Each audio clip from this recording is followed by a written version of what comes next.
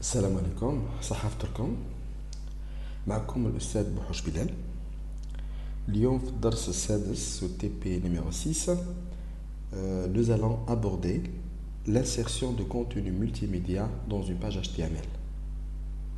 Et quand je dis multimédia, أقصد بذلك les images, les audios et les vidéos. En fait, cette leçon, nous allons la voir sur 3 vidéos. في la vidéo الأولى تاع اليوم راح نشوفوا comment insérer une image dans une page HTML.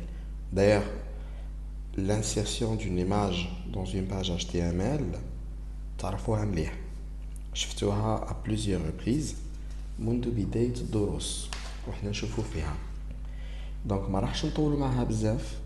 Nous allons parler plutôt des différents formats d'images et quand utiliser chaque format.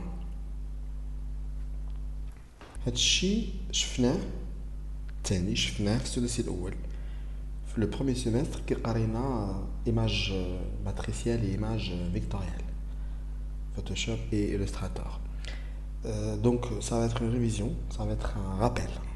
D'accord. Donc pour plus de détails روحوا عاودوا طلعوا الكاي تاعكم تاع le premier semestre.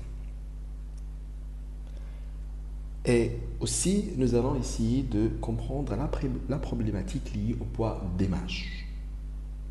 D'accord. Ensuite, nous allons voir comment insérer une image. D'ailleurs, تعرفوا comment insérer une image. ما عادش نطول معها بزاف. وفي la vidéo الثانية راح نشوفوا comment insérer et comment incorporer donc un fichier audio dans une page HTML. وفي la vidéo الثالثة on va voir comment insérer un fichier vidéo dans une page HTML. نبدأ la vidéo الأولى. Donc commençons avec les différents formats d'images. كما راكم تعرفوا بطبيعة الحال il existe différents formats d'images. تقدر donc vous pouvez enregistrer les images نتاعك sur différents formats. Et les formats qui sont les plus répandus et qui sont très utilisés dans le domaine du web et de l'internet, c'est le JPG ou là le JPEG, le JPEG, عندنا تاني le PNG, عندنا le GIF, عندنا تاني le BMP ou bien le bitmap. نبدأ. Donc chaque format possède ses spécificités. Donc il faut faire attention lors de l'enregistrement de vos images. Donc il faut les enregistrer au bon format. نبدأ le format JPEG. Donc le format JPEG, c'est un format qui permet de compresser le poids de l'image sans perdre de sa qualité. يقدر يصغر la taille de l'image حتى 10 مرات en conservant une très bonne qualité. شفناه bien sûr هذا الأمر شفناه في السمستر الأول كي قرينا donc la compression des images. شفنا باللي donc la compression des images بهذه la technique سميناها donc avec perte parce que donc c'est vrai donc la qualité تنقص la qualité ما تنقص mais en réalité il y a de l'information qui sera perdue lors du processus de compression. Pour plus de détails عاودوا روحوا للسمستر 1 وقراو donc باش تفهموا. حنا الامر الاكيد اللي يهمنا اليوم انه le format JPEG est un format qui permet donc de réduire la taille des images sans perdre de la qualité. Donc le format généralement on l'utilise pour enregistrer les photos. Je mets une photo, donc doit être enregistrée sous le format, sous l'extension JPG. Le PNG, donc le grand intérêt de ce format est qu'il peut gérer la transparence. Donc je fais donc ce format, donc ce qu'on appelle la couche alpha en plus des trois couches, des trois couleurs. Donc il y a la couche alpha, ce qui permet de gérer la transparence. Donc le format PNG, on va le réserver pour les images qui ne sont pas des photos. Hein, donc vous allez donc utiliser ce format pour enregistrer le logo, pour enregistrer donc autre type d'images donc qui ne sont pas des photos d'ailleurs qui ne sont pas des photographies. Donc d'ailleurs donc je répète شفناهم في le semestre اللي فات. Le format GIF est un vieux format d'image que je ne vous recommande pas d'utiliser parce que maintenant il est presque pas utilisé. Bien sûr, donc ce format GIF est réservé, donc il est conçu pour les images animées. D'accord? Donc le format GIF permet de réaliser des images et de créer des images animées. Donc, et finalement, on termine par le BMP, bitmap.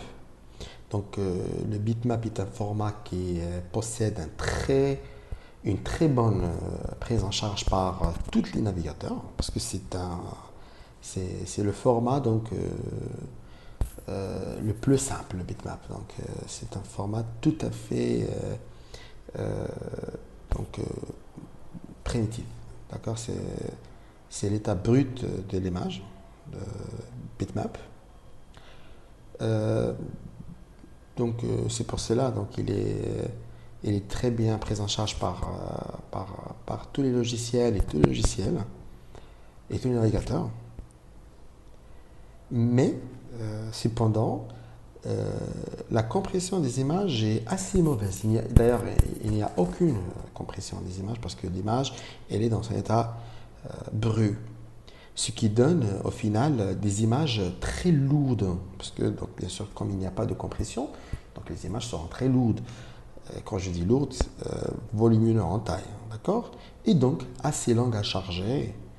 Et donc pour cette raison, je vous recommande de ne pas utiliser le format BMP. Donc jamais on utilise le format BMP. À la place, on utilise soit le JPEG, soit le PNG. Donc, dans notre cas, les deux formats qui sont très utilisés et que vous allez peut-être utiliser, c'est le JPEG et le PNG. Donc, quand on parle d'image très lourde, on va parler le poids des images. Comme toute image possède un poids. Qui est généralement exprimé en kilooctets ou là en mégaoctets. Donc ce poids d'image, il faut le prendre en considération lors du développement de votre site web. Donc plus l'image est lourde, donc plus l'image est volumineuse donc en taille, plus elle va demander des ressources de la part de serveurs et de navigateurs. Pour être chargé et affiché. Lors de la mise en ligne de votre site web,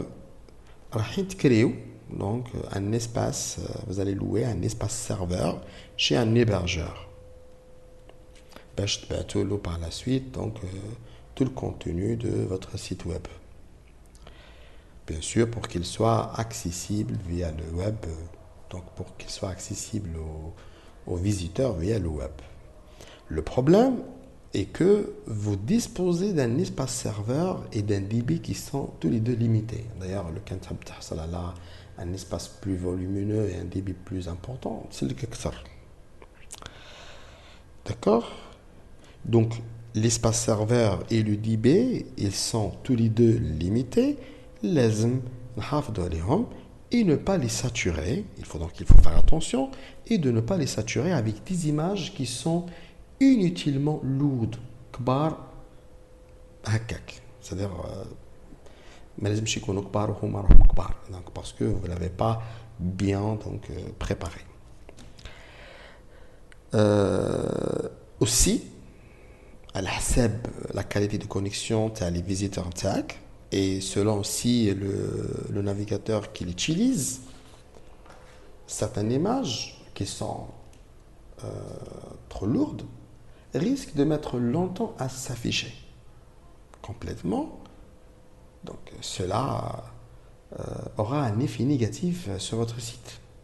على خاطر les visiteurs اللي شويه مقلقين ما راحينش يستناو les images يطلعوا اذا كانوا رايحين يطولوا بزاف. Donc ils vont quitter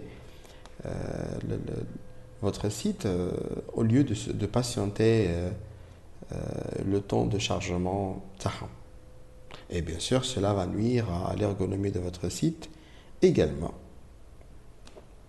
Donc, cette problématique, il faut la prendre en considération من الآن. كيفاش؟ Donc, avant d'utiliser les images sur votre site, il faut optimiser leur poids, d'accord? Comment ça? Donc, bien sûr, en utilisant donc, le logiciel de traitement d'images. Je fais le premier semestre donc, avec Photoshop.